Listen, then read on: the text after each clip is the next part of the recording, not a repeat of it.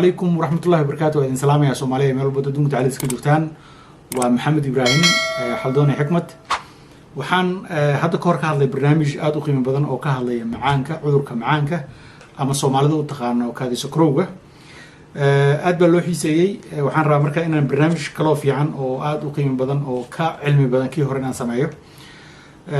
مركا حنونك معانك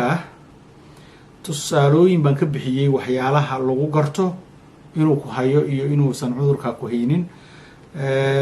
tusaale iyo calaamadaha lagu gartana waan sheegay oo ka mid tahay kaadi badan